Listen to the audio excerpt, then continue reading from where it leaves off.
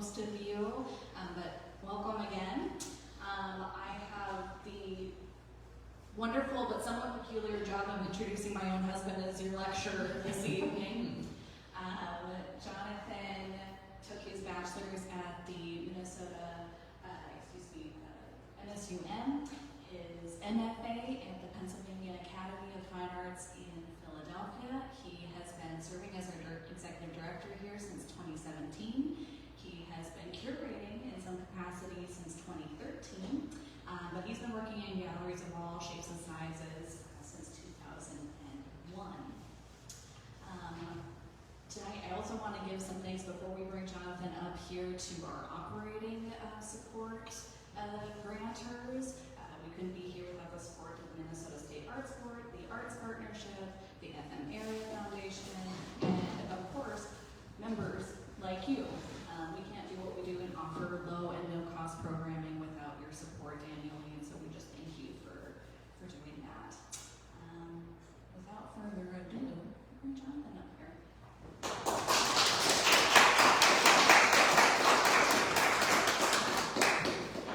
Thanks, Katie. Good evening. Welcome. I'm, as advertised, Jonathan Rutter. It's my pleasure to be your executive director and curator of the evening. I don't know if this is entirely accurate advertising. We'll see. Okay. So, what is the point of this? I've been threatening to do this talk for around 8 years now. I recognize that with art collecting, there is a considerable perceived barrier to entry. Folks worry that they aren't going to do it right, that it isn't really for them, that there is something that they see that makes this pursuit inaccessible. But I want to open it up to them, because art collectors, as I've observed here in my time at the Rourke and elsewhere, are some of the happiest people on earth. They're surrounded by art that they love. So it only makes sense that this would be the case. So I want to help demystify the practice of art collecting and enable you to better enjoy it. Now, in our audience this evening, I know that we already have collectors, many of them are well established. So I'm going to do my best to not embarrass myself, but I make no promises. Your questions will not embarrass me whatsoever. I can promise you that much. I also want to assert the importance of art collecting. Art cannot fully exist without an audience and without support. Support through the eons has come in the form of official patronage from states and from religious orders. In the modern context, it comes chiefly from people who are willing to plunk down some of their very own hard-earned dough and feed an artist. What I won't do, and/or questions I won't answer, there are some. I will not be positing a theory of aesthetics, art, or design. That would be a really fun lecture, and I would like to do that sometime. However, I shouldn't say that it would be a single lecture. It would probably be a whole series or an entire degree program. As an alternative to seeking that with me, I might recommend any one of our fine local colleges or universities. I will not be giving you a comprehensive art history lesson or providing you with a framework for art appreciation. Art history and art appreciation can only enhance and build upon your enjoyment of art and your life as a collector. But that's really a separate matter entirely. I read a great abundance of art history. I am not myself an art historian, and I do not want to be. No offense. I will not answer the question, what is art, or respond to specific or blanket declarations that such and such is not art, that blank is not art. The former is an interesting question, or maybe a failure of language, I don't know. Wittgenstein would have it that, I think I'm paraphrasing here, maybe I'm getting it on the button, whereof we cannot speak, thereof we must remain silent. Answering what art is kind of like asking what the meaning of life is. It's either a big question or a syntax error. That's my point. And saying that something is not art, that's treading upon dangerous territory. And I may touch on that a little bit later. We'll see if we have time. So, to begin with, I have a pair of questions here that are slightly different, but nonetheless connected. Why is art so expensive? And how can I afford to collect art? It's true. Art can be very expensive. How many of us recognize this particular image? We've got a handful. Okay. This is the Salvator Mundi, attributed to Leonardo da Vinci. It sold at auction 8 years ago for $450 million, making it the most expensive painting ever sold at auction. Since the beginning of the century, 44 paintings have sold for $100 million or more. And if we were to go down and complete this with 44, of course you'd recognize many of the names: Andy Warhol, Pablo Picasso, Paul Cézanne. Actually, I think I might have given myself a list here. Yes, Georges Seurat, Paul Gauguin, Roy Lichtenstein, Jean-Michel Basquiat, Edvard Munch, Jasper Johns, Amadeo Modigliani, Barnett Newman, Paul Cézanne. But there's one thing you might have noticed about all those names. They are all dudes. The highest ever achieved value at auction for a female artist was Georgia O'Keeffe back in 2012. And this was for $44 million. $44 million, $450 million.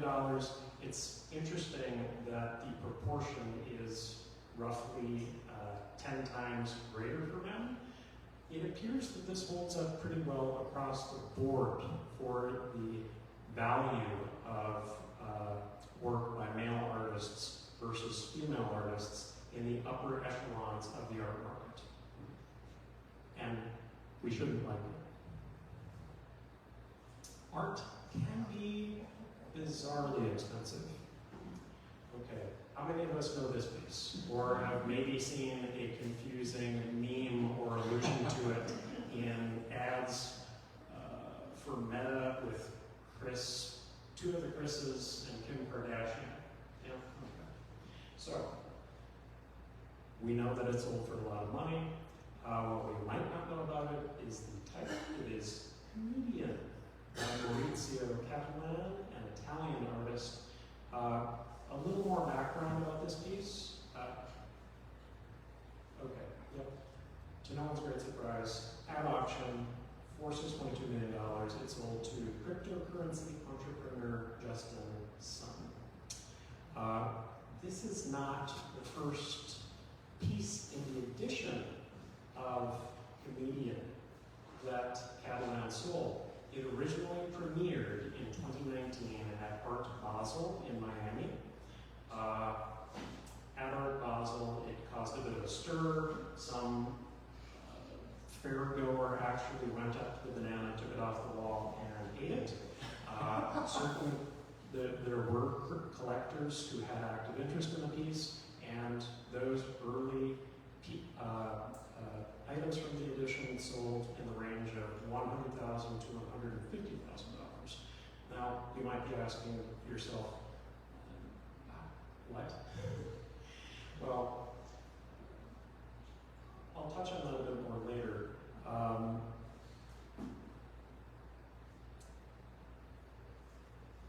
In fact, now, why is art expensive? Expensive value are two different things. Expenses are the actual inputs that go into producing an item and bringing it to market. The way we think about this here closer to home, say at the Rourke or another gallery, dealing with artists that you may know. Artists have cost of living. They have overhead to produce their work. They need a studio, even if that studio just happens to be in a corner of some room in their house, if they can afford it. It includes materials. You have to make art out of something. Even a banana is going to cost you 29 cents at Target. A roll of duct tape, maybe $6. These are inputs, things that go into it. If you are dealing with a gallery, there are further expenses to bring an item to market. We have a staff that we pay that has costs of living, that pays for insurance. The museum and galleries themselves pay for insurance, upkeep of their lovely but very old buildings, all manner of expenses that go into having something on the wall for you to look at, to have the chance to buy. Those are the expenses. Value is different. Value is contextual, and that's what we're really talking about here with the Salvator Mundi and comedian. It's not something that's inherent. It doesn't exist in the piece itself. It only exists in relation to other things. This isn't completely different from meaning and significance, which, in the case of art, only contribute to their value. Okay. Salvator Mundi. There it is again. Part of the reason why this piece is so valued, or was so valued at auction back in 17, this was a lost masterwork. I have a lovely edition of the complete paintings of Leonardo da Vinci that was published in 2006. It is out of date. That's a little crazy for an artist who has been dead for approximately 500 years. Here's the thing. The complete paintings of Leonardo da Vinci published by Taschen only attributes 31 works to this revered, vaunted Renaissance icon. That's a little crazy, isn't it? Particularly considering that among those 31 pieces, many of them are not a full attribution. Okay? He may have been involved in the design. It may be a copy based upon his design.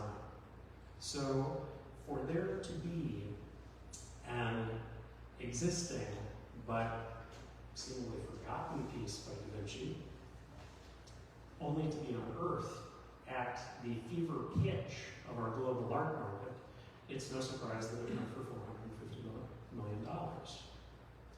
Buying a work like this signifies your economic status and cultural affluence. Incidentally, the buyer of the work, who went through another agent, is the Saudi Arabian Crown Prince, Mohammed bin Salman. The painting hasn't been publicly exhibited since 2017 at the Christie's auction, and since late 2020, it's been in storage in Saudi Arabia, waiting for a museum and cultural center to be completed. Now, for any new museum, this would clearly be something to brag about. Getting this kind of work for a nation state is quite a flex. Okay, yeah. This one is a flex too, for different reasons. The weird thing about Maurizio Catalan's piece, and this is why this is not an art history lecture, in art history classes, we would remain silent about how we feel about the piece instead of understanding a piece. I understand the piece. I appreciate that Catalan actually intended this as a joke about art collecting and about how silly collectors can be. And collectors were more than happy to participate and complete the joke. They are the punchline. They are the rim shot. truly, what a flex. Because the funny thing about the work is, he didn't even buy the banana. What he gets from Catalan and the auction house is a certificate of authority which allows him, Justin's son, to duct tape a banana to a wall and call it comedian. Make of that what you will. Such works are often purchased with the hope of associating the ideals or status that may be attached to the artwork or artist with the buyer. We've already gone, I think you can intuit why the nation of Saudi Arabia would like to have this work associated with their nation state and with their culture. In the case of Justin's son, as a cryptocurrency entrepreneur, I think that kind of makes sense too. Crypto bros and the tech community like nothing if not kind of juvenile humor and memes. It's fitting. It makes sense. And they also like to show off just how much silly money they have. We could take some time here and just do some back of the napkin math on how many bananas the Salvatore Mundi cost, but I'll spare you the moment. Okay, so really, how can I afford to collect it in this world? To begin with, the vast majority of art is not the Salvatore Mundi. And you needn't go far to find affordable art. Here at the Rourke, there are hundreds of artworks on view and in a gift shop that you can, if you choose, if it speaks to you, you can purchase. The majority of them are less than $1,000, and a very sizable portion are priced at less than $200. And Gallery for Dakota Fine Art and the Underbrush Gallery are less than 15 minutes away if you hop in your car. Not to mention coffee shop exhibits, or artists who welcome customers to their studios. Even the less social artists might participate in the studio crawl this October. Go visit them. Chat them up. Buy some art. And, okay, you can also go further afield. It's terrific to support local artists and galleries, and believe me, I want you to. But don't feel constrained by your place of residence or even the circumstances of your birth. Shop online, visit artist and gallery websites. And visit galleries as you travel. Exploration is half the joy of collecting art, and it's half the joy of travel too. You're going to make some remarkable discoveries on the way. Artworks in places that you never would have expected to experience. Art can be surprisingly affordable. Okay, we'll talk about these two. We can ask Herb and Dorothy both. How many of us know who these folks are? Again, good uniform. This is nice. Herb and Dorothy lived in a rent-controlled 450 square foot apartment in Brooklyn. They cohabitated with 20 turtles, 8 cats, and a big aquarium of exotic fish. Dorothy was a public librarian. Her income was able to support all of their living expenses. Again, rent-controlled apartment, very nice. Herb was a postal worker. His annual pay capped out at $23,000. They used everything he made to buy art. And buy art they did. Herb and Dorothy eventually amassed a collection of over 4,782 works. Again, in their 450 square foot apartment, 20 turtles, 8 cats, and a tank of exotic fish. Herb and Dorothy donated all of this to the National Gallery of Art in Washington, D.C. Because one, and this was important to them, it was admission free, and two, right after they got married, they took their honeymoon down to D.C. and visited the National Gallery. as Dorothy would go on to say, that was her first art lesson from her. The two of them were, as they themselves would put it, wannabe artists. They were into the New York scene. Herb would go before his night shift at the Postal Service, which he worked from 12 a.m. to 8 a.m.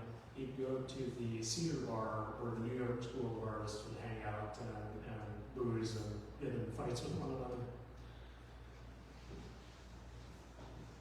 Here's an itty-bitty representation of some of their work. I apologize, I probably should have made this a little bit bigger, but I'll call out some of the names that I can read off of it. We have Joseph Boyes, Will Barnett, Saul LeWitt, Roy Lichtenstein, Robert Mangold. They also, this wasn't a work that they purchased, but they got a collage from Christo and Jean-Claude at one point for cat sitting. They primarily collected the work of minimalists, which was very affordable in the 1960s. People didn't really know what to make of it, and it wasn't the hot commodity at the time. Abstract expressionism was commanding very high prices, and even pop art was out of their price range. Herb and Dorothy, for most of the artwork they bought, they made a target of spending $5 or $10. So $23,000 can go quite a long ways when that's your budget. So, buy what you can afford. It's what James O'Rourke did too. The over 3,000 artworks in the collections of the museum came as part of his bequest, and I can tell you, James was never a wealthy man. He did not come from fabulous wealth himself. What we have, in part, is it's a combination of items that he could not be parted with, and he also ran a gallery. There were pieces that he would buy with the idea of selling, and it's funny some of the things that people didn't buy.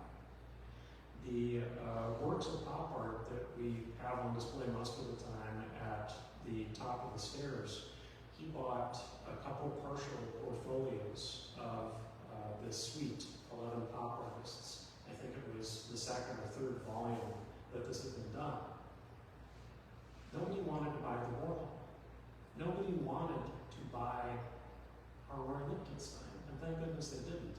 It makes me a little sad that we don't have the Bob Indiana that was part of that set, but I guess we'll live.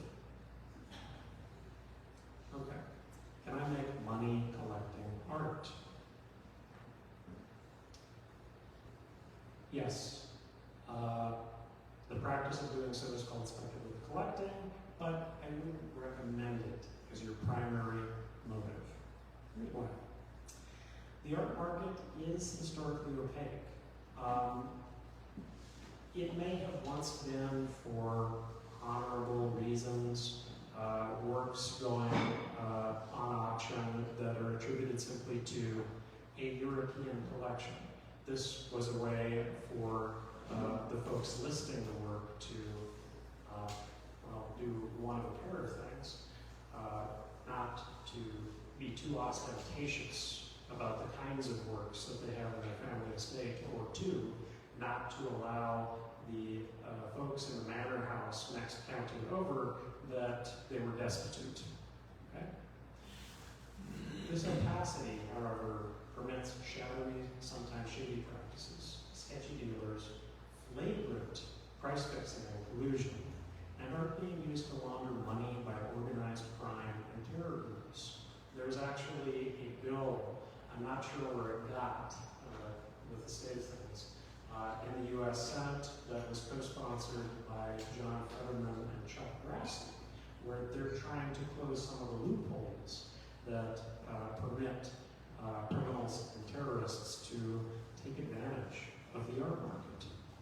And I could really, it's terrible. There's a whole laundry list of art, dealer, and auction house scandals, at least one a year for the last 30 years, so I'll just touch on the big one.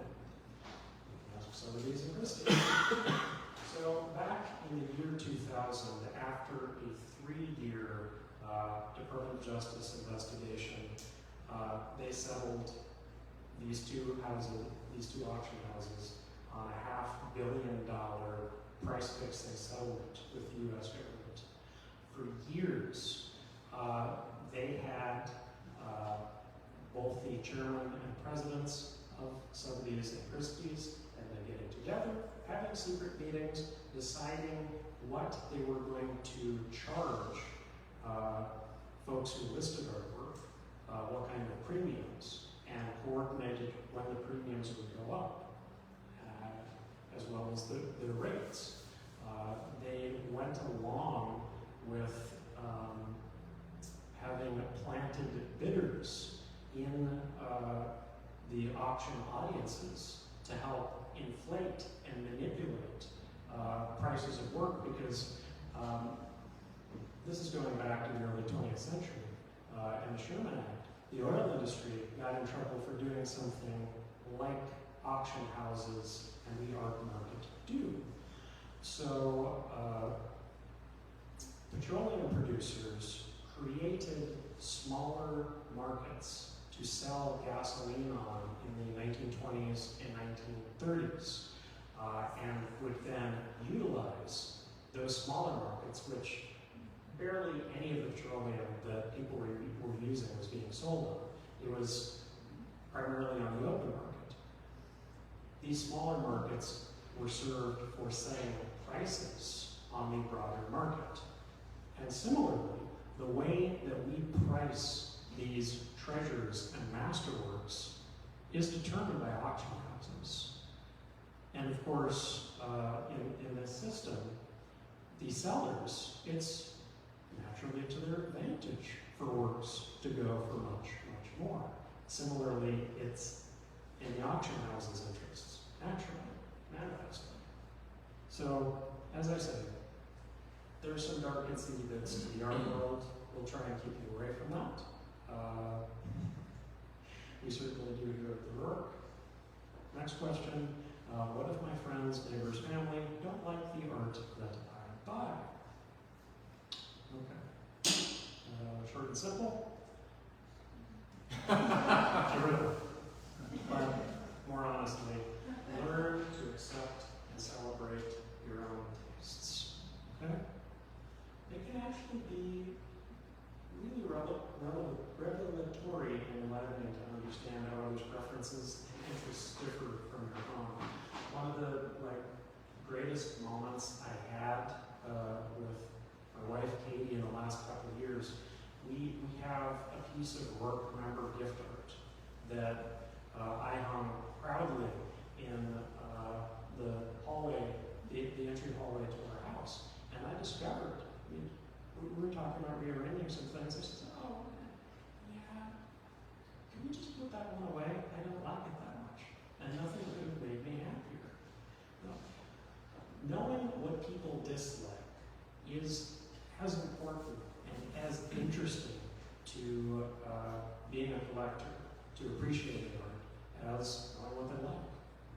And it leads to some exciting discussions. Inevitably, of course, seeking out artwork you enjoy, you'll find others like yourself. You're going to find galleries that click with you, with your aesthetic, with your ideas about what art should be. And there are going to be other people just like you out there. You get to collect whatever you like. Whoa. Like Edward C. Barnes. Dr. Barnes was an American chemist, businessman, educator, and art collector. Where Barnes originally made his money was developing and manufacturing a particular compound, argyrol, which is still used to this day. It's basically an antiseptic that helps to deal with chronic upper respiratory infections as well as gonorrhea. And it's well applied in both human and animal populations. He did really well because there was no product like it on the market. So he was able to sell far and wide in America and Europe. And Dr. Barnes was always a very forward-thinking person, as you'll see. But he actually sold the Albert Barnes Chemical Company just a couple of weeks before Black Friday in 1929. So even though all the rest of the wealthy went bust, Dr. Barnes was sitting pretty. And pretty indeed. He built a collection of more than 4,000 objects, which included Impressionist, Post-Impressionist, and Modernist art. Early on, we're talking about art friends. Early on, his friend, painter William Blackens, acted as Barnes's agent in acquiring works. Barnes couldn't be suppressed, though. He made his own trips to Europe, introduced himself to Gertrude and Leo Stein, and on that trip he bought his first Picasso. Another friend of Barnes's, American philosopher John Dewey, was influenced by Barnes's ideas about aesthetics, and Barnes in turn by Dewey's ideas about education. In fact, if you haven't read Art as Experience by John Dewey, I highly recommend it. It's fun how there are portions of it that refer to Barnes directly as well as his thoughts about painting. In one of my early mental outlines of this lecture, I was really going to focus on Dewey and Barnes, and I feel like there could be a paper on it at some point, but ultimately, getting overly invested in two of them led me away from most of the questions that pertain to art collecting. So I stopped myself in my tracks. Okay. He created an organization to present his art collection for the benefit and education of the public, the Barnes Foundation, and he set that up in 1922. This is actually an example of how Barnes arranged and installed the work. Even though the foundation is not in its original location in Marion, Pennsylvania, it's moved to the Benjamin Franklin Parkway in downtown Philadelphia. They honored his original arrangements, even the proportions and parquet flooring in the space. But his aesthetics are warm, sumptuous, deeply personal, but they were not for everyone, as it turns out. In 23, he presented a public exhibition of part of his collection at the Pennsylvania Academy of Fine Arts. And it proved to be a bit avant-garde for the citizens of Philadelphia at the time. I'll show you a couple of headlines here. Academy opens notable exhibit, Modern Art Bewilders. And America's $6 million shrine for all the craziest, and yes, it's even there in scare quotes, art.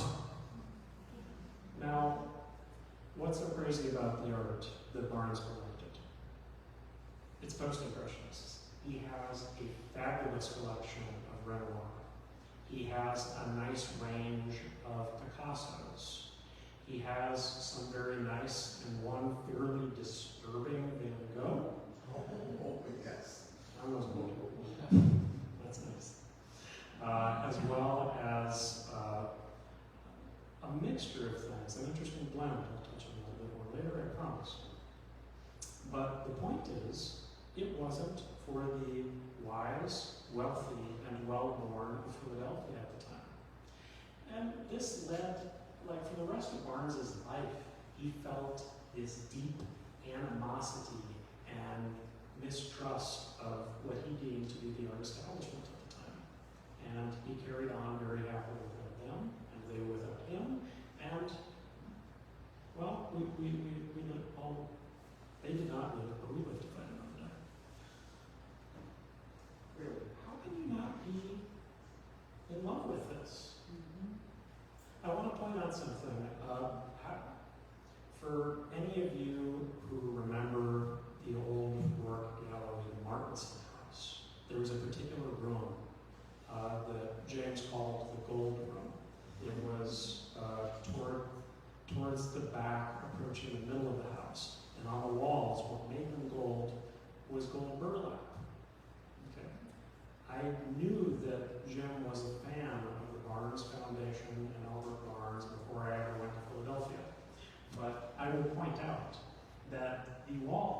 all of the walls of the Barnes Foundation, where it is on view, is covered with gold acrylic. There are also, you might notice these funny, squidgy little things sprinkled amongst the artwork, and it might not be entirely clear what they are from this distance and in this picture. Those are actually pieces of ironwork by the Pennsylvania Dutch. It's a little strange, but that was part of Barnes's aesthetic. And one of the ideas from him that John Dewey espoused was the idea of significant form. That this was something that helped to bring, a universal idea that could bring works from different time periods and different cultures together and make sense of it in a common context.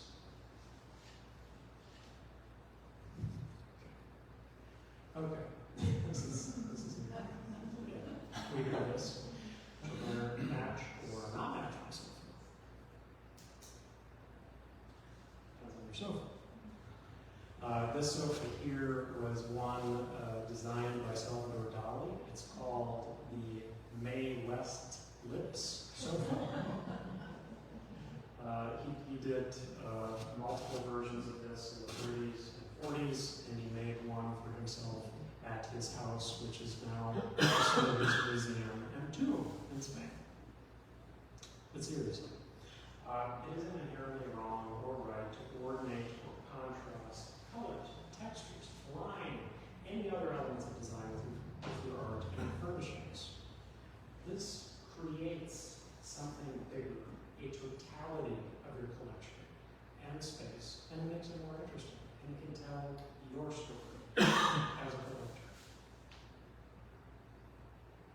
Going back to the Barnes Foundation for a moment, here all together we have a pair of Amadeo Modigliani's flanking. Yep, from all the pictures you can tell that Barnes really liked his idea of symmetry. Bilateral symmetry of the kind. There are some slants on it. Right in between, up and to the right here, or to the right there, to the left here, are a pair of Pablo Picasso Cubist portraits, excuse me. But then, right in the middle, we have a collection of West African carved wood sculpture. Beneath, some colonial silver, behind which we have a piece of carved Egyptian stonework under Christian representation, wood carving there, crucified Christ probably having been crucified, but no longer with arms or a cross to be affixed to. And again, at the tippity top above the two Picassos, wrought iron. Variety and unity are both principles of design, and a successful arrangement or collection will have a nice balance of each to create dynamism and interest. Okay. Why should I collect art? For all the reasons you enjoy art. No? Okay. We had a wonderful lecture last quarter from Nicole Noreen, who's an art historian up at UND, on connoisseurship. And my apologies to Nicole and everyone in her field of expertise. Art historians don't make art history, actually. They report what happened, often decades after the fact, when the dust has settled. And artists are only part of the process of fulfilling art's purpose. I may make a painting, and it can sit in my closet, but it's not really an artwork, unless somebody can look at it.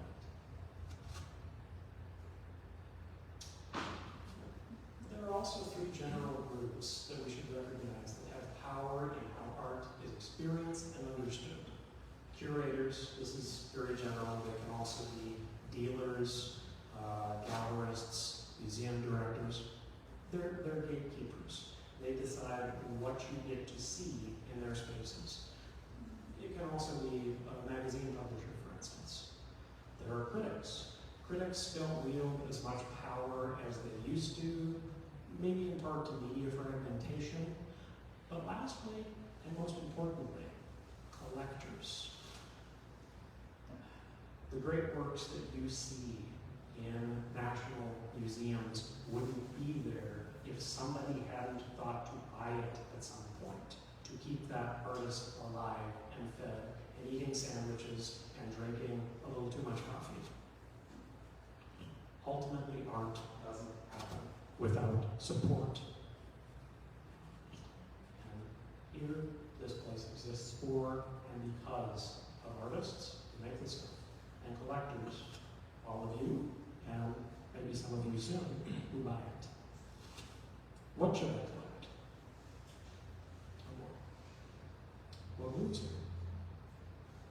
What mirrors your experiences or tells some part of your story?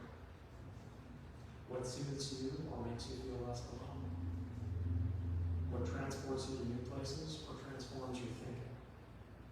What fascinates you and doesn't readily yield its secrets? Whatever you want and can afford. And what you love. When does art become a collection as opposed to just having art? I really like my answer to this one. We'll see what you think. When the following is true, n+1 equals your ideal collection, where n equals your current collection. Yep.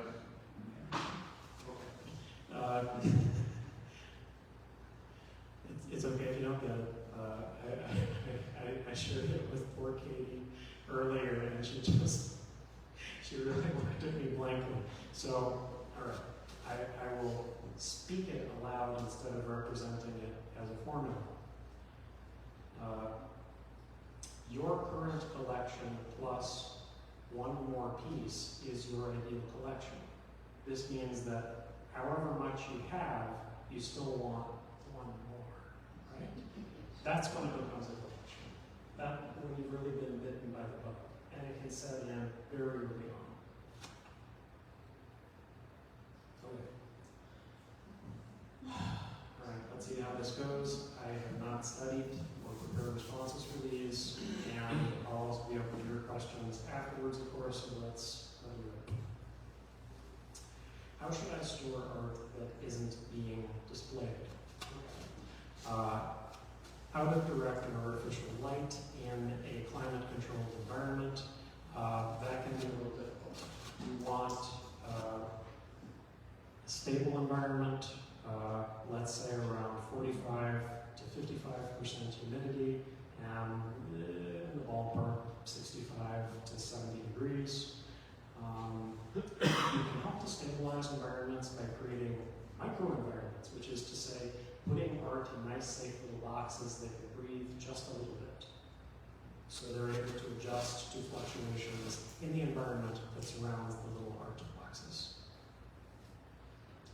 How do you determine a monetary value for art? We've touched on this a little bit and how the art market works, but taken a different way, how do I determine the monetary value for art? I do some research. I look at as many public records as are accessible to me. Here at the Rourke, we have our own sales records, so when we're able to help folks out who are interested in the work of a local or regional artist, we look at what it sold for most recently, and we do some calculations. How you can do it is, in the case of local or regional art, come talk to me when I'm not too busy and I'll help you out. Okay? When am I not too busy? I'll get back to you on that. If it's other works that fall outside of our particular field of expertise, what you really want to do is go to an accredited appraiser. This is a little tricky. There aren't, to the best of my knowledge, any accredited appraisers in the Red River Valley or the state of North Dakota.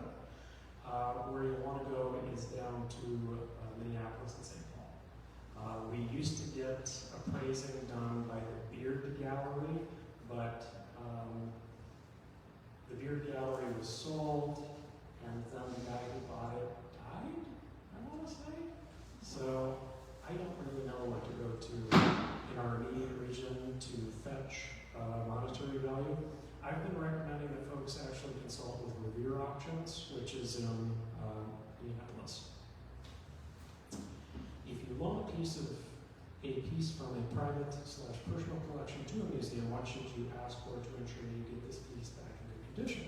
Well, number one, you want an ironclad loan agreement that spells out terms to ensure that you do get the piece back in good condition, that explains how they will safeguard your work, and that there is some degree of financial protection for you should you experience damage or loss. If buying a piece directly from an artist, when, if ever, is it okay to negotiate? Here, it's a question of consent. I would say, ask, is it okay to negotiate? And maybe feel out the situation if the artist is, let Jimmy Cricket be your guide. If the artist in question is threadbare, their car is in the shop, their dog just died, but they still have $10,000 in veterinary bills, maybe don't bring the question. Is there a place locally that will look into pieces and suggest and perform said suggestion the best preservation technique for the medium? No. Long and short of that is no. There are places that you can take pieces that will look at them and make suggestions. If you bring damaged artwork to us, I'm going to suggest that you go to the Midwest Art Conservation Center, which is associated with the Minnesota State University Arts. They do world-class work, have an excellent team and facilities. They know what they're doing. They are also very, very expensive. So you need to make a judgment call at some point about what the work is worth to you and whether or not you want to seek conservation. Conservation as a trade, not unlike appraising, is somewhat controlled. I've thought about going into each of those at different times. Getting accredited as an appraiser is a bit easier. Being accredited as a conservator is incredibly difficult. You have to be serious about it. There are, at any time in this country, only 8 slots in college programs to study and become an accredited conservator. And in order to apply for one of those 8 seats, you need to have a strong academic background in studio art history. They expect you to be conversant or able to read either French or German, and would prefer that you can do both, and they'd really like you to have a background in chemistry. So that's going the academic route. The easy route is to become an apprentice conservator, which means finding somebody who's gone through the process to become a conservator and working with them for a period of time to get your own credentials. Oh, I thought there was another question after that. I don't want to send the wrong message, so I'll go back to this question and open it up to the audience.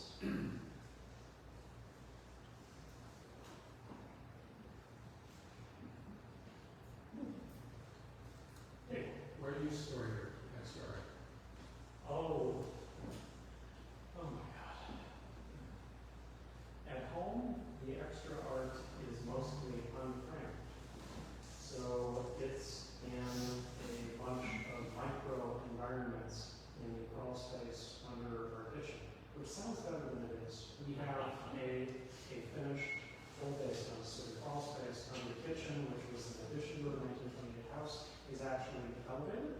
It's right in the midst of the climate controls in our home and the air exchanger, so it's the best we can do under our circumstances.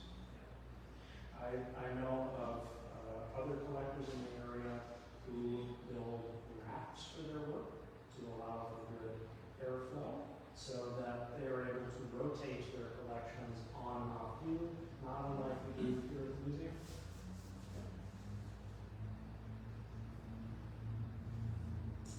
Prints as opposed to originals as far as value? Well, okay, and I have to be careful about this. There are real printmakers in the audience. I am a dumb painter, so I'm only partially equipped to speak to these things technically. As a dealer, I can speak to it. So we have to tease apart what we mean by print. There are fine art prints that are produced by hand, such as wood engravings, wood block prints, lithographs, screen prints, and then there are limited edition commercial prints. So, which kind of prints are we talking about? The latter. The latter. Okay. And what did you want to know? Well, if you have, I have a piece of art that I really love, and I keep pretending that it's original. But I can tell that there's a thing, what is that? A marker of some sort imprinted into the canvas. Yeah. So it's probably not original. But could it be?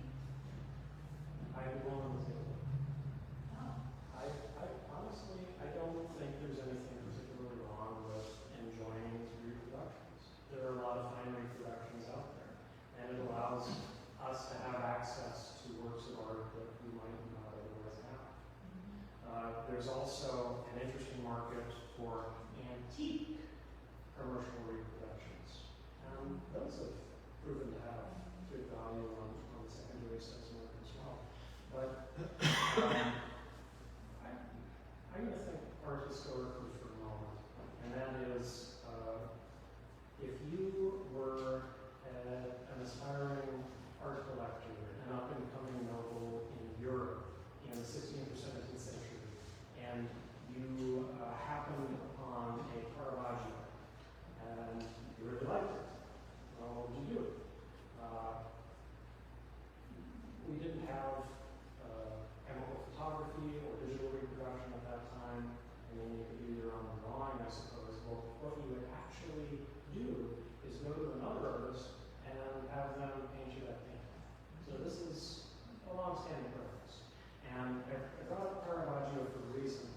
There's a little Dutch boy, Peter Paul Rubens, who you may have heard of.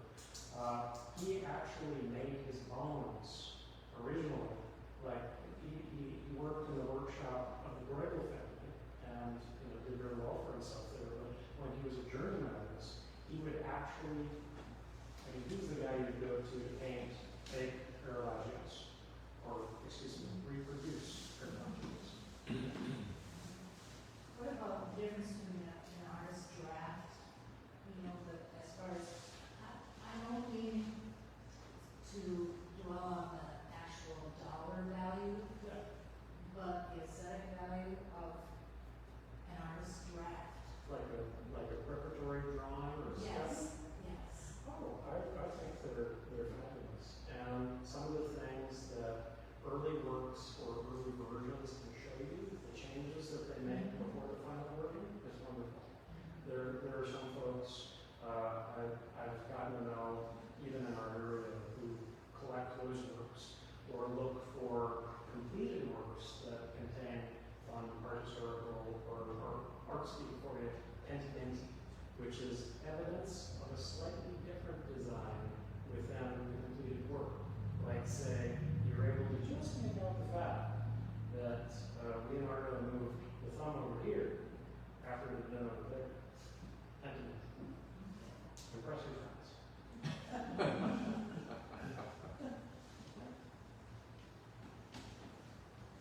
Do you have any general recommendations for sourcing frames?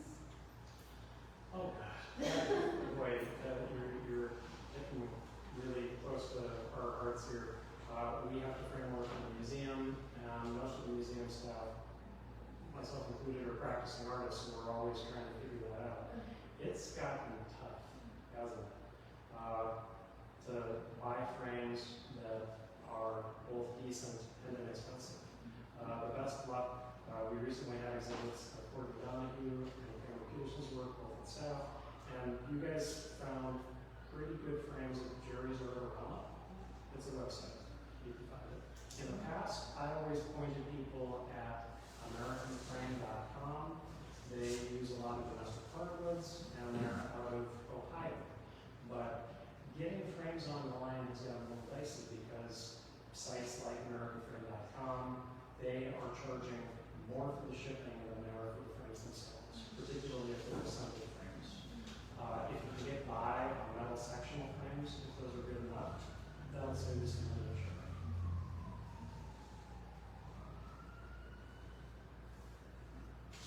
Cameron, Do you remember the first piece of art you collected?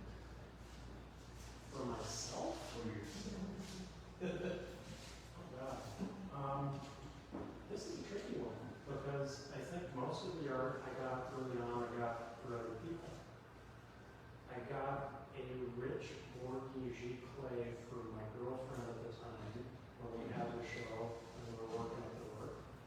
I bought a Charles Beck for my friend Anna and his then fiance Nikki for their as a wedding present. One of his little sons were our prince because his wife's on fire. Maybe I actually for myself. Mike, you saw things. You did. You saw the child.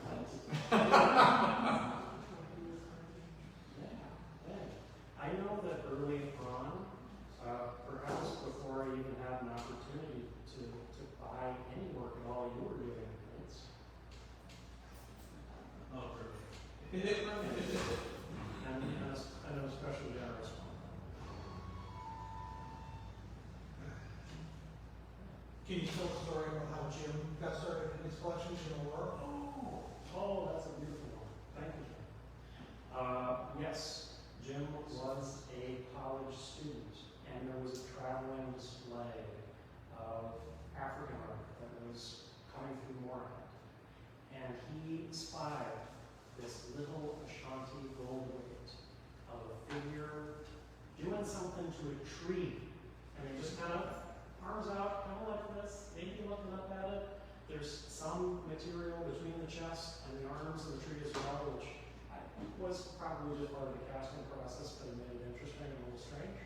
He fell in love with that piece. He was a college student.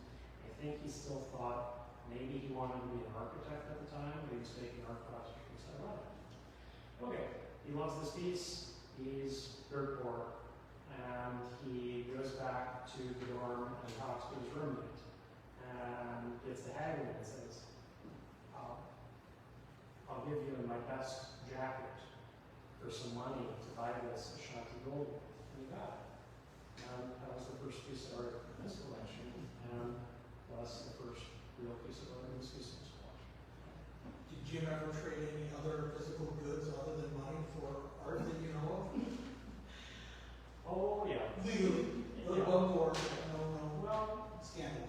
there are some examples that come to mind after the parting of ways between the Plains and the Rourke. Jim, part of the agreement that was crafted as they separated interests, he agreed not to establish his own arts nonprofit for 5 years, and he would be the director of the Linden Associates, the upper echelon donor group for the Plains for that period of time, and would also pay for it. But he knew that he wanted to start his own museum again. So he had a couple of old cars. He had the Daimler and the Mustang, and he wound up selling both of them. And one of them, I forget which one, the details are a little sketchy, was the Bobocat. And the other one, at least partially, was the big hornbill that we currently have on view in the Southwest Gallery. cars and art and collectors. He's not here, so I feel licensed to talk about him and tell his story again. Rich Callender, who is a retired dentist from West Florida, great art collector, and an automobile enthusiast. He had this beautiful sports car, and it must have been 1992, I want to say. Fritz Shoulder was up to judge that year's Midwestern and to be featured as the celebrity artist that he was as a professor in town. Shoulder did a live painting demonstration at the late Moorhead Community Theater stage. Rest in peace. Or pieces. So he did this painting live. Rich fell in love with it. Talked to Shoulder afterwards. Offered him his car for the painting. And Fritz thought about it. And sure enough, went along with the bargain. That's how Rich got that show.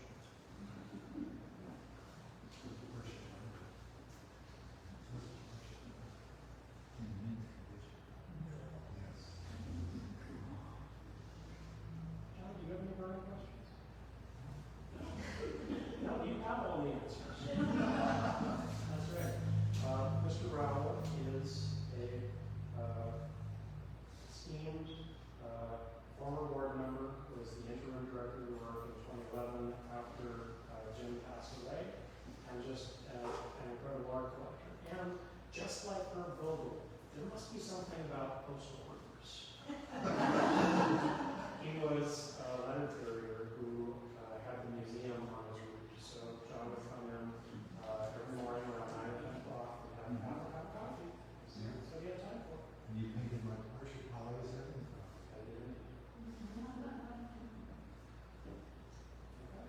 Well, if there are any questions you have that are just too embarrassing to bring forward in front of the group, talk to me later, send me an email. I think we still have the form up, which is completely anonymous, and I will cheerfully attempt to answer your questions. Thank you all for coming out.